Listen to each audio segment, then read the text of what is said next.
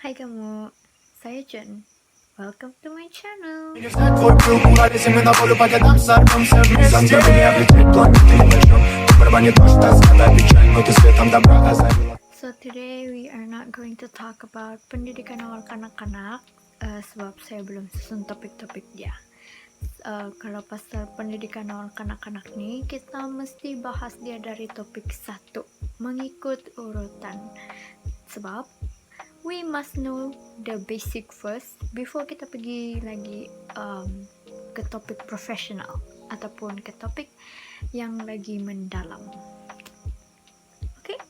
Jadi kalau bukan pasal pendidikan awal kanak-kanak, apa yang kita mau cakap hari ini?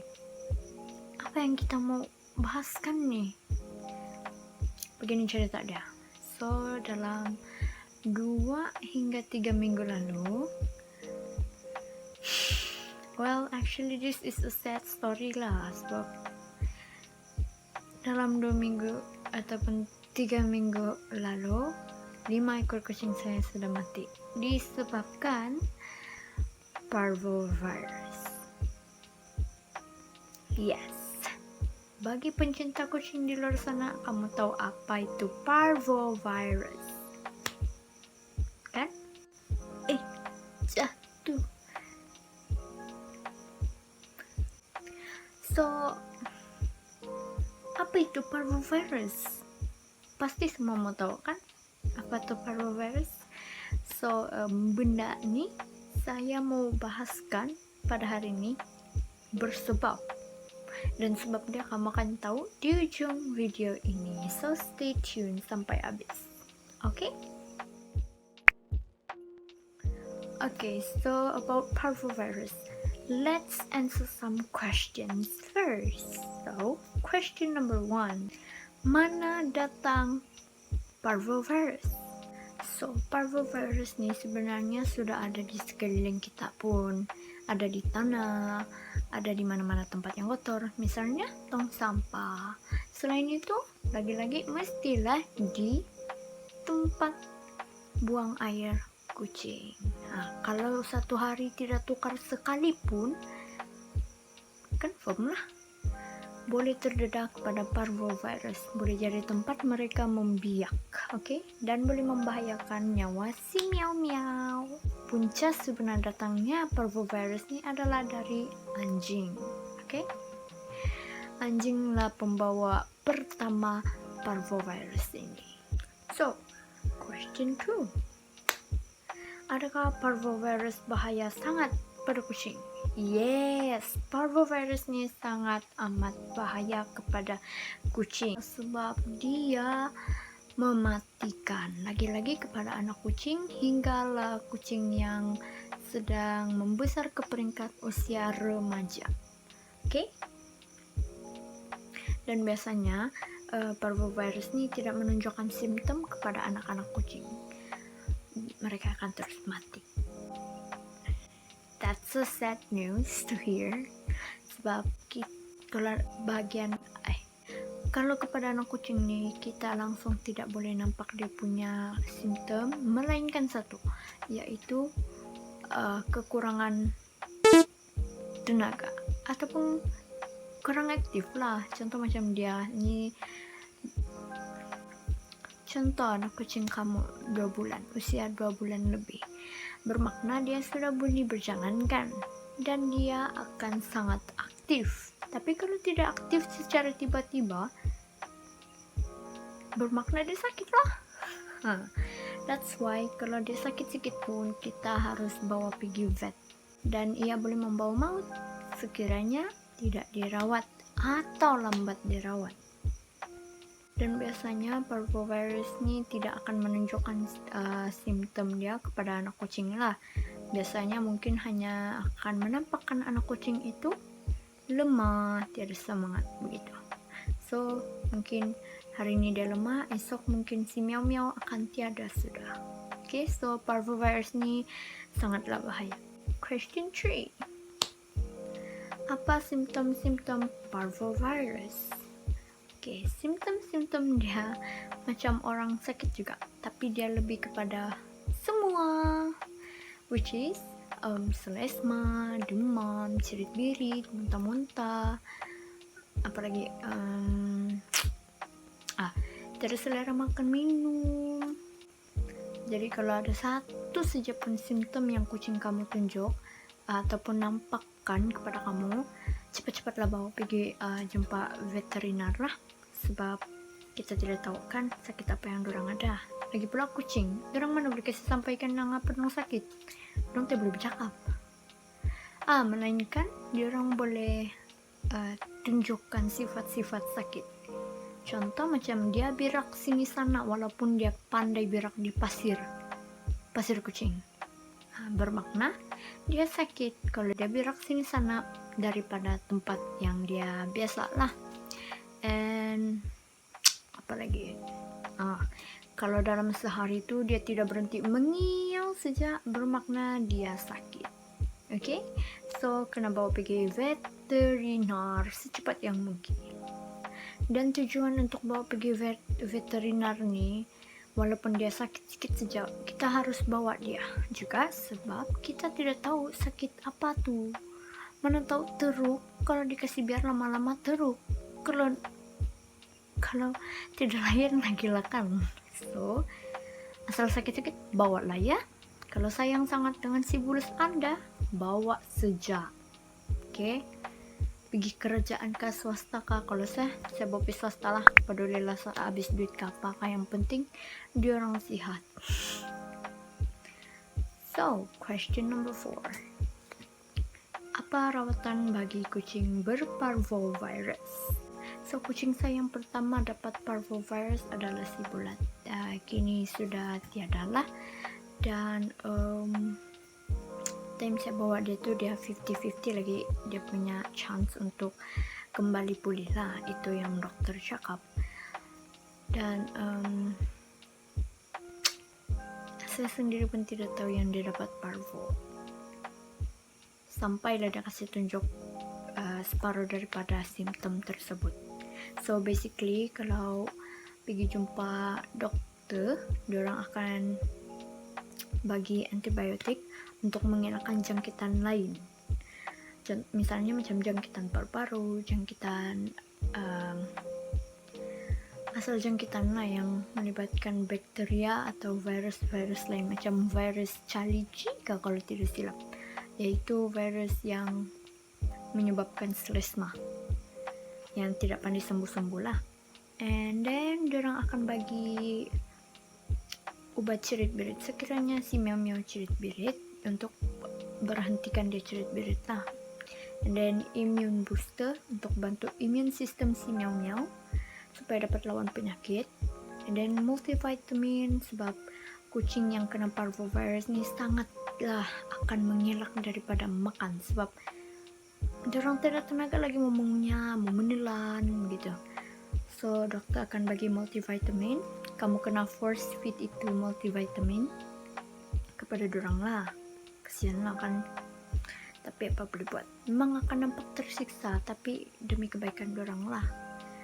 So selain itu, so obat-obat yang dokter bagi ini hanyalah untuk bukanlah mencegah, untuk membaik pulih juga, tapi dia ambil masa yang sangat lama. Jadi untuk meningkatkan pemulihan daripada terkena parvovirus nih, si miau-miau, kamu perlu ada suplemen dia juga. Suplemen dia contoh macam transfer factor. Transfer factor ni sangat popular di kalangan pencinta kucing, sebab asal kucing sakit jak makan tuh boleh sembuh, termasuklah parvovirus. Sebab rata-rata yang guna ni adalah disebabkan kucing dorang kena terjangkit parvovirus. So rata-rata menunjukkan hasil yang memuaskan. And selain itu, Anda juga perlukan glukos. Yes, glukos. Glukos apa? Dia gula. Tahu gula? Dia memberikan tenaga kepada si miau-miau.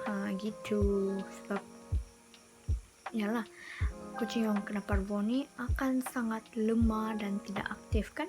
So so mereka perlu glukos. And selain itu, I think this is very optional one, the last supplement yang kamu boleh buat sendiri, yaitu air rebusan rumput helikopter yang ada di sering-sering parit sana tuh, sering jalan. Ambil banyak-banyak, bikin stok. And cara rebusnya, kamu hanya perlukan sedikit air. Kamu perlu air pekat, tidak juga pekat. Yang penting warna dia lah pekat. Oke? Rebus dia, jangan guna api yang terlalu besar, nanti hilang dia punya khasiat. So, it's very optional untuk itu, tapi lebih baik includekan juga lah untuk merawat dia itu supaya cepat lagi dia punya proses pemulihan kan. And selain itu jangan lupa bagi makanan lah, first feed dia, wet food, tapi yang cair serupa bubur lah, tapi dia cair lagi. So next question number 5, macam mana parvovirus merebak? Cara parvovirus merebak nih sangat senang guys, sangat senang. Kalau lah kita pergi rumah orang ya, ataupun rumah kawan yang terdedah kepada parvovirus nih. Oke, contoh kucing-kucing dia tidaklah semua, mungkin ada 1-2 ekor kena parvovirus, dia sudah asingkan, tapi dia terlupa disinfect beberapa kawasan yang kucing itu pernah pergi. Oke, pas itu kita lagi tidak tahu yang kucing dia ada parvovirus, kita pergi pegang, dan kita balik rumah, kita pegang lagi kucing kita. Tapi cakap positif parvovirus sudah kucing Anda. Tambah-tambah lagi kalau Anda tidak mencuci tangan. Terus pergi pegang-pegang lah, perabot sana, perabot sini, handphone kamu, Oke? Merebaklah sudah itu parvovirus dengan senangnya. So, kalau rumah kamu terdedah dengan parvovirus nih, apa yang kamu harus lakukan? Disinfect dia. Guna apa? Clorox. Kenapa Clorox? Clorox saja nggak boleh. For me, alkohol boleh, tapi saya sarankan Clorox lah, sebab Clorox punya acid sangat tinggi, dan yalah, acid tinggi ini boleh buat apa? Membunuh apa? Bakteria dan virus. Bacalah apa yang tertulis di Clorox itu, botol Clorox tuh ya. So what's next? Let's see. Yes. Kalau kucing kamu terinfeksi kan, sila asingkan dorang dari kucing-kucing lain. Satu sangkar, 1 ekor kucing, satu kawasan, 1 sangkar yang berisi 1 ekor kucing. Oke? Paham kan? Jelas? Ini untuk supaya lebih berkesan lah kamu punya rawatan terhadap dorang. And then setiap hari lah kamu kena lakukan disinfect, sebab parvovirus ini boleh merebak melalui udara juga. Jadi kalau kamu mengurus tuh pakailah mask, oke?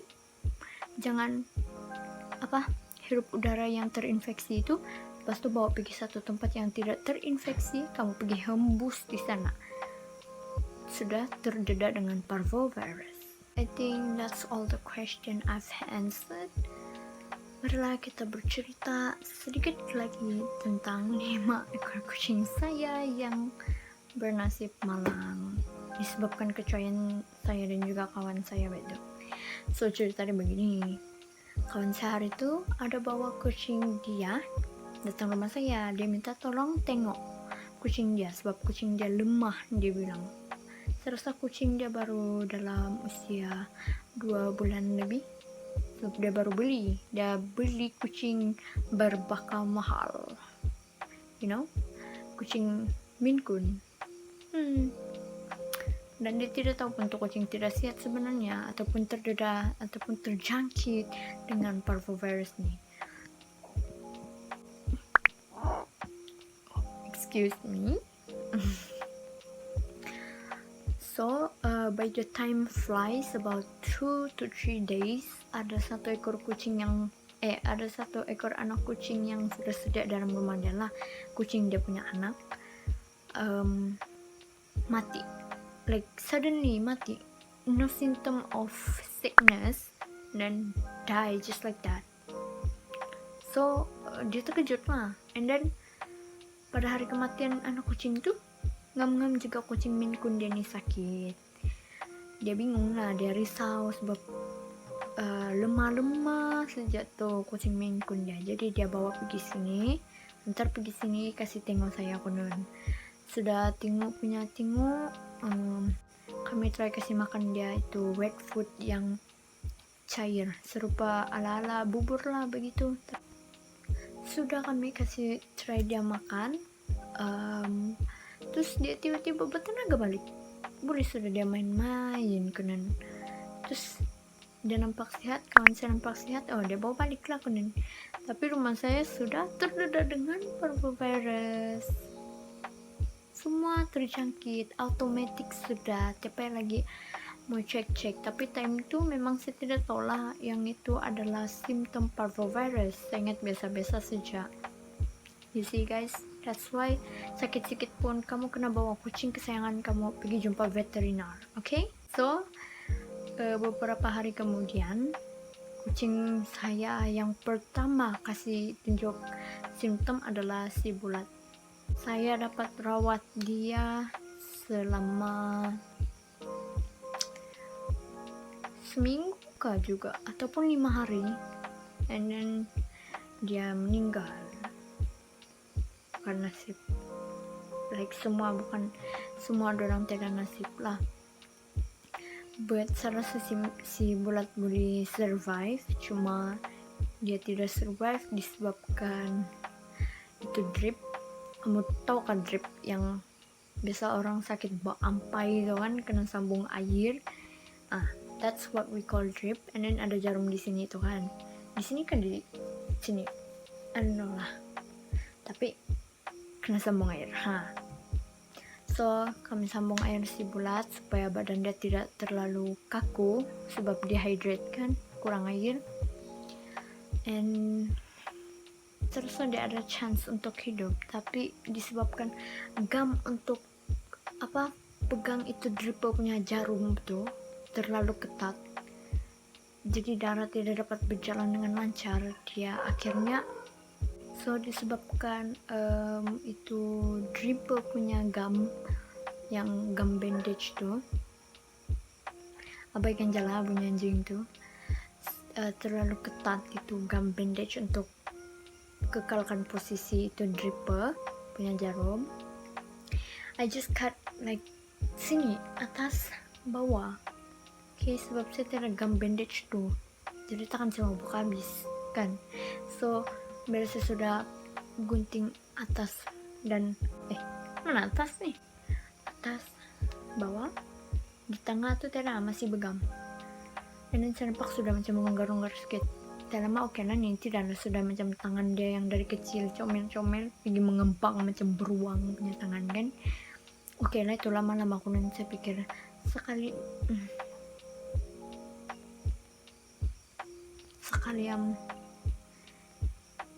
dia pergi juga.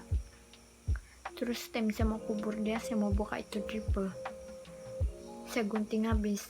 Rupanya yang di tengah tuh terlalu ketat untuk pegang itu dripper punya jarum. Kalau saya gunting habis saja itu. Kasihan Bulat. Never mind lah. Tapi saya mau bagi nasihat kepada penjual-penjual kucing berbaka mahal di luar sana. Pastikan kalau kamu mau jual kucing, kamu kasih besar dulu tuh anak-anak kucing. Kalau kamu mau jual dari anak kucing, tunggu dia 3 bulan lebih lah baru kamu jual sama orang. Lebih baik kalau kamu sendiri vaksin dorang dos pertama, sebab tidak mau bawa itu penyakit ke rumah orang lain yang banyak kucing. Sedih tahu kehilangan kucing yang kamu sayang. Sama aja sedih dia dan sakit dia macam kehilangan orang yang tersayang. sih, tapi betul lah. Oke. So thanks kepada yang sudah klik video ini dan tinggal sampai habis. Kamu memang hebat. Terima kasih banyak-banyak. Kalau boleh jangan lupa like, comment, dan subscribe to my channel untuk show support lah, dan untuk bagi saya semangat supaya cari konten-konten lain untuk dibuatkan sebagai hiburan, melainkan selain daripada buat konten ilmu-ilmu gitu ya, kongsi ilmu. So tidaklah kamu boring kan pasal bab ajar budak-budak ya kan. So thank you all for watching this video sampai habis. Sila ambil yang jernih dan buang yang keruh. So subscribe ya, gratis aja guys. Bisa.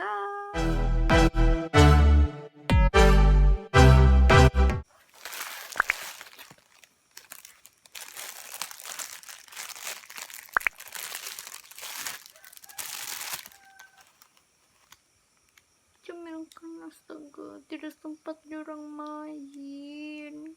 Ada catnip lagi nih di dalam.